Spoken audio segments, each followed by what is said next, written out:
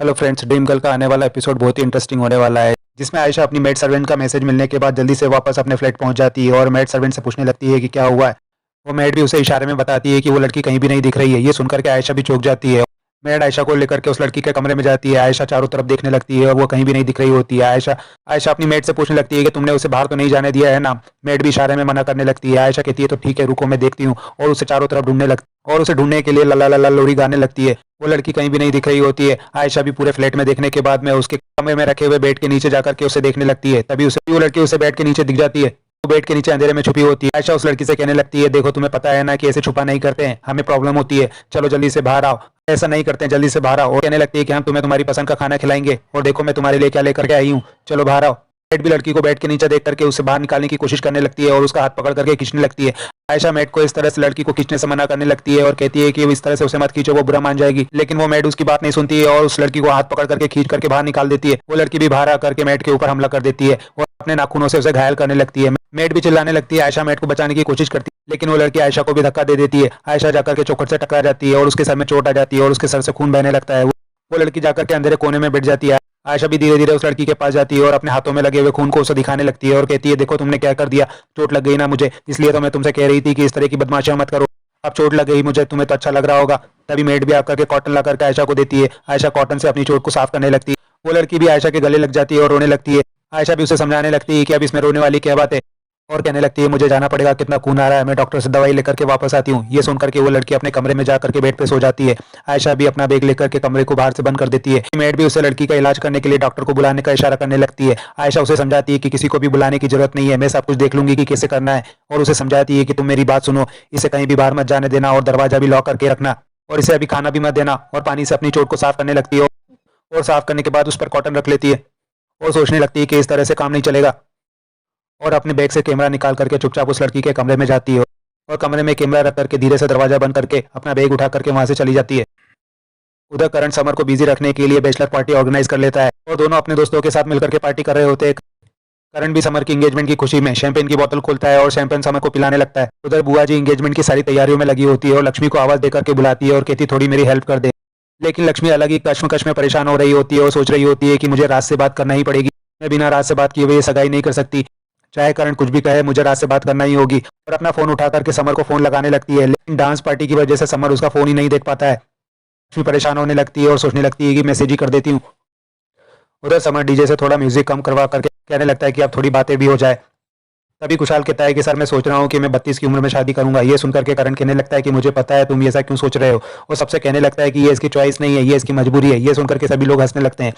करण भी सबको समझाने लगता है कि ये इसलिए ऐसा चाहता है क्योंकि इसको लगता है कि 32 की उम्र में आते आते ये डायरेक्टर बन जाएगा और डायरेक्टर से इतनी इनकम तो कर ही लेगा कि एक घर खरीद ले, और वो भी नहीं हुआ तो कम से कम एक गाड़ी तो ले ले, ताकि वो अपनी वाइफ को घर घर में नहीं तो गाड़ी में तो रख ही सकता है। सभी लोग कुशाल के ऊपर हंसने लगते हैं। करण कहता है कि मैं सोच रहा हूँ कुशाल, अगर ऐसा नहीं हुआ तो। कुशाल कहता है, ऐसा मत कहो सर, मैंने अपने आप को अपनी वाइफ के लिए बचा करके रखा है। करण कहता है, तो क्यों बचा कर रखा है, खर्च कर दे। सभी लोग फिर से कुशाल के ऊपर हंसने लगते हैं। समर भी करण की हालत देख करके कहने लगता है कि करण लगता है मुझे तुम्हें ज्यादा हो गई है। करण कहने लगता है कि मैंने कोई ज्यादा थोड़ी ना पी है, और वैसे भी तुम्हारी बैचलर पार्टी है, इसमें तो मैं जी भर के पीऊंगा। कहता है, मैं तो कुशाल को सिर्फ असलियत का ज्ञान दे रहा था। कुशाल को चेयर पर बिठा करके उसके सर पर बहुत सारी आइस डाल देता है। उधर समर के दोस्त भी समर से कहने लगते हैं, समर यार तू तो सबसे फिर आगे निकल गया, कभी कभी तो तुझे देख करके बहुत जलन होती है। समर भी अपने दोस्तों को चिल करने लगता है। तभी उसके मोबाइल पर लक्ष्मी का मैसेज आ जाता है। वो अपने मोबाइल को मैसेज देखने ही वाला होता है, लेकिन इसके पहले वो मैसेज पढ़ पाता है। करण आकर के उससे उसका फोन छीन लेता है और उसे वापस पार्टी में लगा देता है और कहता है कि समर तुम इस वक्त सिर्फ दोस्तों के साथ रहोगे और कहीं भी नहीं। समर को पार्टी में बिजी कर बाहर जाकर के उसके फोन पर आए हुए मैसेज को देखने लगता है और सोचने लगता है कि ऐसे तो किसी का भी मैसेज पढ़ना गलत बात है, पर तो मुझे माफ कर देना। और बाहर जाकर के लक्ष्मी के आए हुए मैसेज को पढ़ने लगता है, जिसमें लिखा होता है कि राज, मेरा तुमसे बात करना बहुत जरूरी है, मैंने बहुत बार कोशिश की लेकिन बात नहीं हो पाई। राज, हमें ये सगाई कैंसिल करना पड़ेगी, तो मुझे फोन करना। करण वो मैसेज पढ़ करके सोचने लगता है। उधर समर अपने दोस्तों के साथ डांस कर रहा होता है। उधर लक्ष्मी भी समर के मैसेज का आने का इंतजार कर रही होती है और सोचने लगती है कि अभी तक मैसेज नहीं आया, एक बार फिर से फोन करती हूँ, और समर को फोन लगाने लगती है। करण भी लक्ष्मी का फोन आता हुआ देख करके फोन काट देता है। लक्ष्मी फिर से फोन ट्राई करती है, लेकिन करण फिर से फोन काट देता है। लक्ष्मी भी सोचने पड़ जाती है, आज मेरा फोन क्यों नहीं उठा रहा है, मुझे तो अभी तक ये भी नहीं पता है कि उसने मेरा मैसेज पढ़ा भी है या नहीं। उधर आयशा भी जख्मी हालत में घर पहुंच जाती है और उसके सर से खून अभी भी बंद होने का नाम नहीं ले रहा होता है। वो खून लगातार पहुंचे जा रही होती है और खुद को संभालने की कोशिश कर रही होती है, लेकिन तभी उसे चक्कर आने लगता है और वो चक्कर खा करके गिरने ही वाली होती है। उसके हाथ से उसका बैग छूट जाता है और वो चक्कर खा के गिरने ही वाली होती है। तभी मानव आकर के उसे संभालने लगता है। और उसे होश में लाने की कोशिश करने लगता है। आयशा बेहोश हो चुकी होती है, मानो उसके सर से बह रहे खून को देख करके प्रेम जी को आवाज लगाता है। मीठी भी आ जाती है और आयशा माम को इस तरह से बेहोश देख करके परेशान होने लगती है। मानो मनोज को कह करके मीठी को अंदर भिजवाता है और प्रेम जी भी आयशा को अंदर ले जाने के लिए कह देते हैं और डॉक्टर को फोन लगाने लगते हैं। उधर बैचलर पार्टी में करण सारे दोस्तों से कहता है कि मैं टोस्ट करना चाहता हूँ समर और लक्ष्मी की शादी के लिए। इन दोनों ने दुनिया की सबसे बड़ी गलती की है, क्योंकि जब समर की शादी हो जाएगी तो ये बीबी का गुलाम बन जाएगा। टीवी भी उसकी मर्जी से देखेगा, चैनल भी उसकी मर्जी से ही बदलेगा और खाना भी उसकी पसंद का ही खाएगा, और हम दोस्तों को तो भूल ही जाएगा। और कहता है ये चेंज तो बिल्कुल एकदम बेकार है। मेन चीज तो ये है कि जब इसकी शादी हो जाएगी तो इसके बाद इसको एक केयरिंग मिलेगी। इसकी वाइफ इसका हर समय ख्याल रखेगी, वो इसको इतना इतना प्यार करेगी, कदम कदम पर इसका साथ देगी, इसके खाने का ही नहीं इसके पीने का, इसके सोने का, हर चीज का हिसाब रखेगी। इससे ज्यादा अच्छा और क्या हो सकता है लाइफ में। तभी तो समर के लिए चेस करने लगते हैं, अपने हाथों में समर को उठा करके झुलाने लगते हैं। तभी समर भी कहता है कि यही सारी चीजें जो करण ने कही है ना, और बहुत सारा प्यार उसे भी मिले। वापस सभी डांस करने लग जाते हैं। तभी लक्ष्मी का फोन फिर से आने लगता है। समर जैसे ही फोन उठाने वाला होता है, करण फिर से उसका फोन छीन लेता है और उसे डांस में बिजी कर देता है और सोचने लगता है बस समर तुम्हारे चेहरे की खुशी इसी तरह बने रहे, इसलिए मैं तुम्हें अभी लक्ष्मी से दूर रख रहा हूँ। बस कल सगाई बिना किसी रुकावट के हो जाए। उधर लक्ष्मी भी सोचने लगती है कहीं ऐसा तो नहीं है कि समर सगाई कैंसिल की बात सुनकर के मुझसे नाराज तो नहीं हो गया है, और भगवान से कहने लगती है भगवान आपने मुझे कैसी मुश्किल में डाल दिया है, मुझे कुछ भी नहीं समझ में आ रहा है कि मैं क्या करूं।